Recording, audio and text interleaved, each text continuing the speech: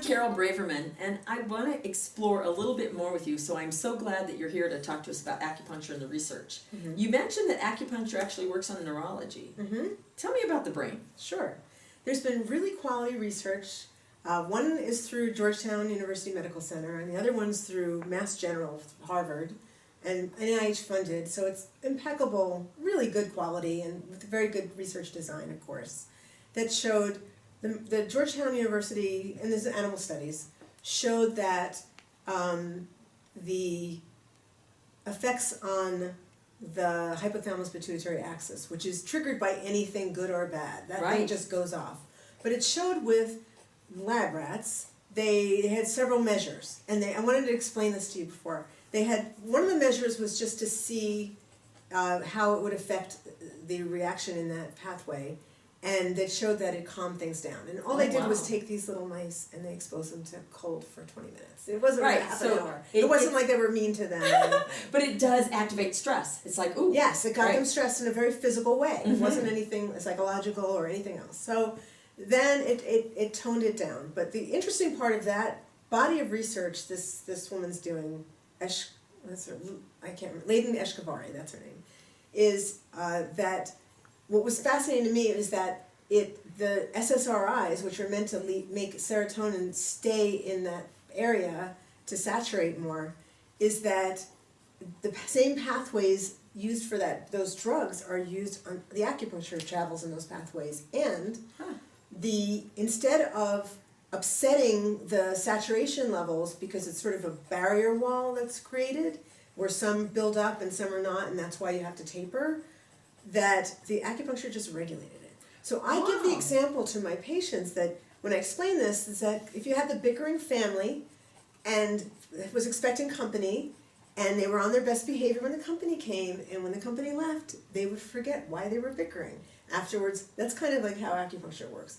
It's a subtle effect that gets everybody to behave in the way they're meant to behave. So it rebalances even the chemical nature within the brain. Yeah, exactly. It's nerve pathways, but it's actually the chemistry of the brain as well. That, and it's brilliant, and I also think it's electro in the sense that what I mentioned before about it going in the immune system, but because it's a metal object and the molecules have charges on them, it kind of creates these thresholds as well. So it's chemical and electrical. It's creating this subtle movement. So would you use acupuncture as well for everything from depression? Oh yeah, it's very good for depression. Very good for depression. Yes. So it's not just anger issues or stress. It could be depression, which is just, I've basically thrown everything out of balance in my brain. Yes, and I want to talk, can I come back to that in a second? Absolutely. So the other example is the limbic system, and this came out of a body of work that was done in Germany, and the acronym is the GEREK studies.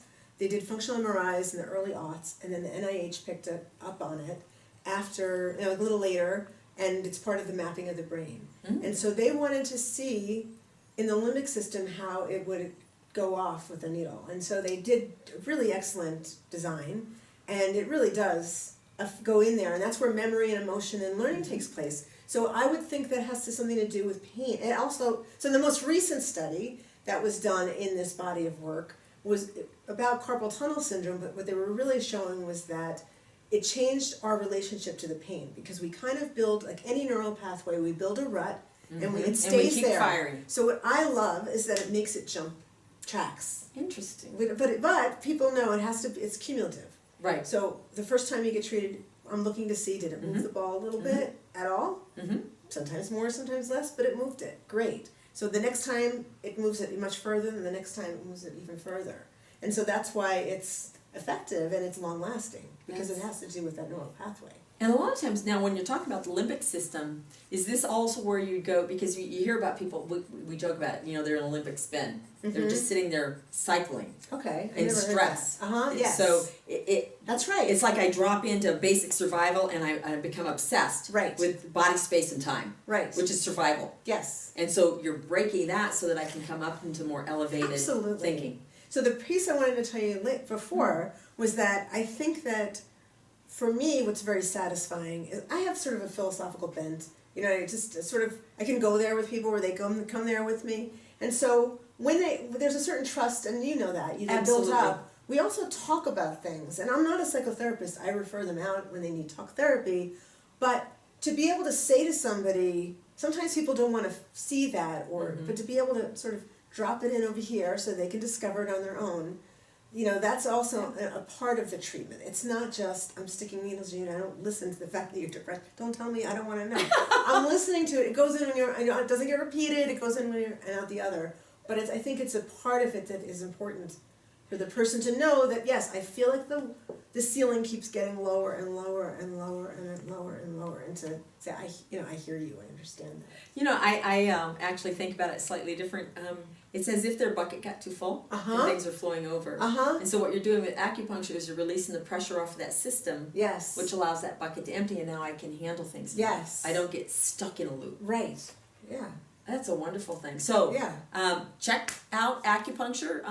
Carol's taught us how to find it through acu.com. Acufinder.com. Acufinder.com. It's a commercial site, but it's effective. That's wonderful, though. It still is a way to find a educated, well-trained, licensed Yes. acupuncturist. Yes. And then, do you mind maybe showing us a little bit about how you approach the body when you're doing that? Okay. So join us for the next interview, and we're going to talk about how she does an intake with a patient and what she might do when she decides how to treat them with the acupuncture needles. Okay. Thank you. Thank you.